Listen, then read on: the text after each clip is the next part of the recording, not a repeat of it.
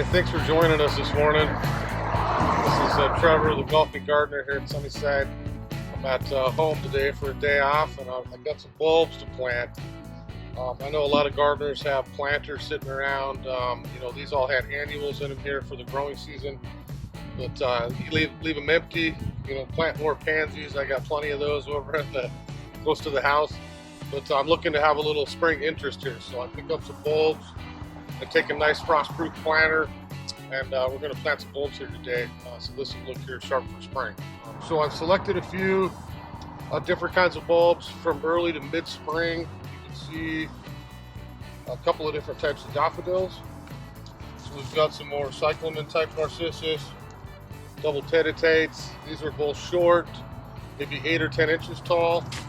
I've got a little taller pure white daffodil or narcissus, about 14 inches tall.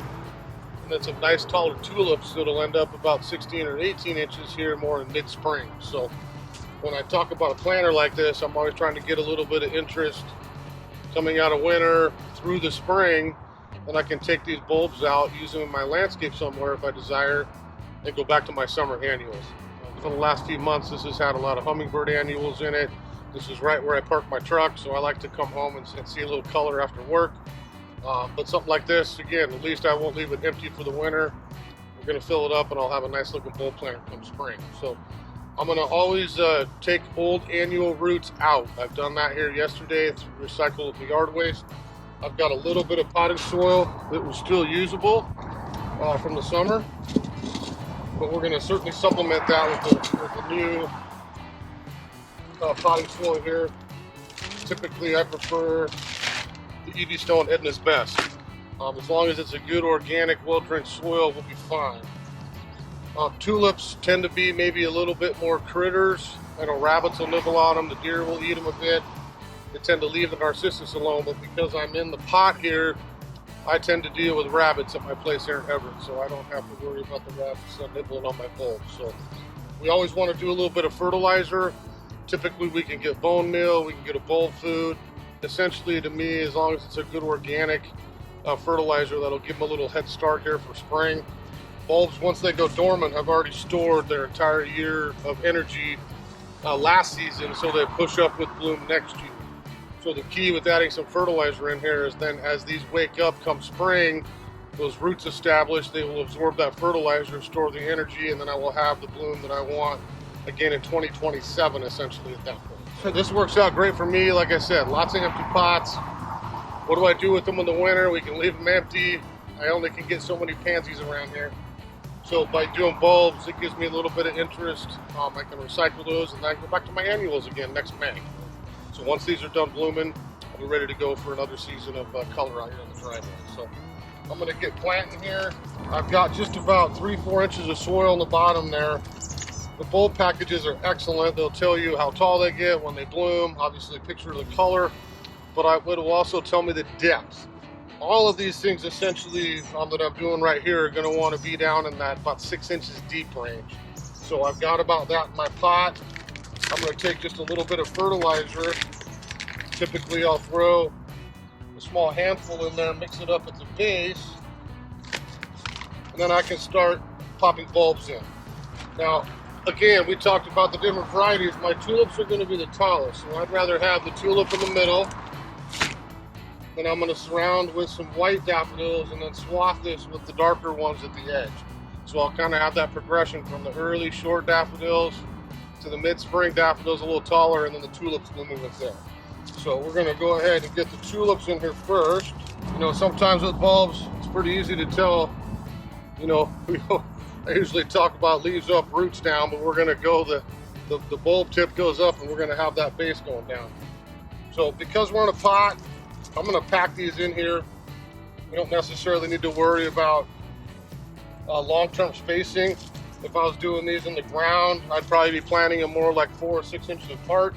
In the pot here, we're going to just go a couple inches apart. I want a big mass of color that I'm going to get to again enjoy here coming after the holidays. So we've got tulips in. We've got the taller white daffodil. I'm going to put that around the edge of the tulip.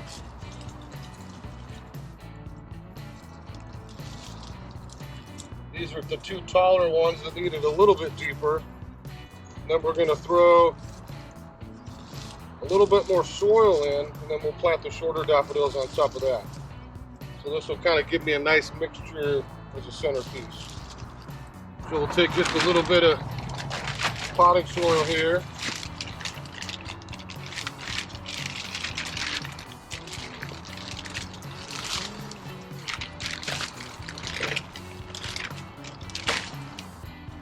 And I'm not going to smash it down, but I'm just going to firm it just a little bit so that I make sure we don't settle too far. I've got a nice level base, and I'm going to put in these about 4 inches down from the lip. So I think we'll go with the double. This is a double yellow tete style narcissus. We're going to put this around the front. In fact, let's mix it up a little bit. I'm going to alternate. Oh, almost missed one.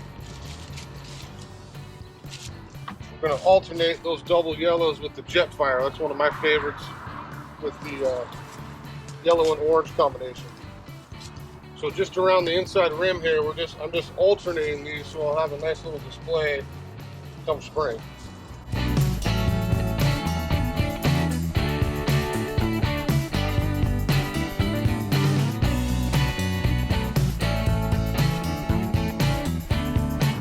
So we've got just about 4 packages of bulbs in there.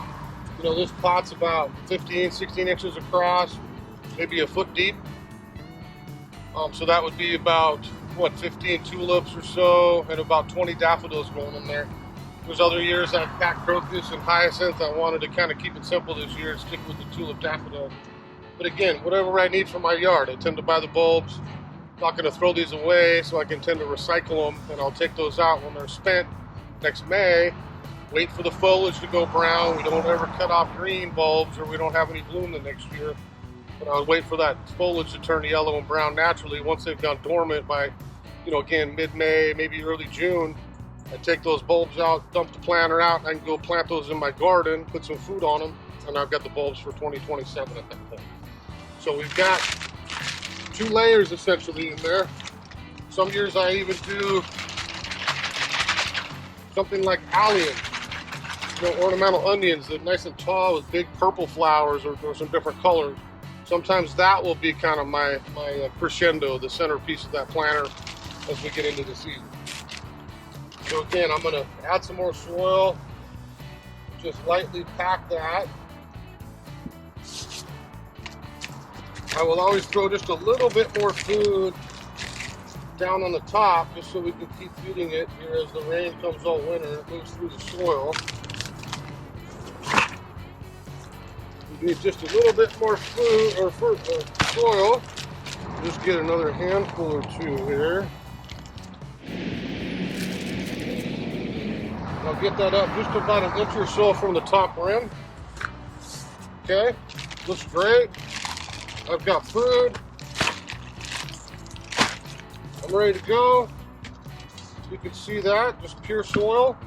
One thing I'm going to try a little bit different this year, I talked about pansies. You know, here in Washington, this is the one flower we could do that shrivels and turns little ice cubes in the frozen winter, but as soon as it thaws, we're back to flower again. So I use pansies, window boxes, pots everywhere by the house. I thought it might be kind of fun the first time. I'm going to do some pansies in my container. So even though I have those bulbs down there, I can still put a little grouping of my favorite color, orange, 3 little pansies at the top of that planter, and that will provide me some winter flower power. So I'll carefully put these in real quick. I'm going to put a little mulch over the top, water it, and we are good to go. So we'll carefully take those out of the pots.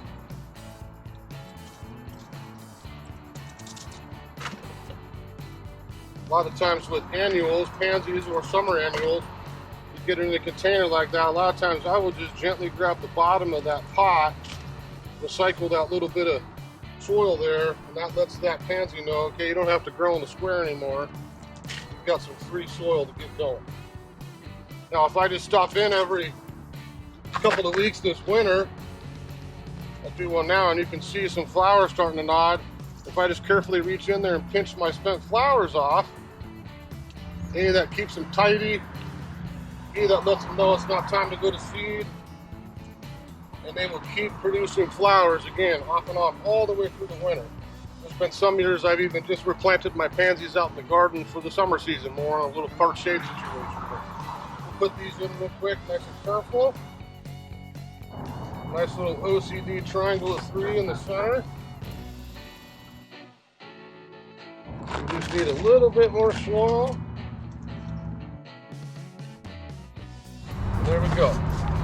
Now I will walk over and get my hose here in a second. While this is planted, I will give it one good watering to make sure everything settles nicely. And a lot of times, again, I'm a little OCD, so I'll grab a couple handfuls of my compost and just put a little bit of mulch over the top. And I've got a sharp looking pot grower for the entire winter. So really easy to do. I know a lot of gardeners always have empty pots sitting around the yard, frost-proof pots, don't have to worry about them in the winter. This is, I don't know if you can see the color right, but these are some of my favorite pots we call boiling glazes. So a little bit more rustic. You can see some other ones behind me. And I do a bunch of these pots, so I'm gonna get on to the next one. Thanks for tuning in. Hopefully you'll be excited to do a little bit of bulb planters here this fall.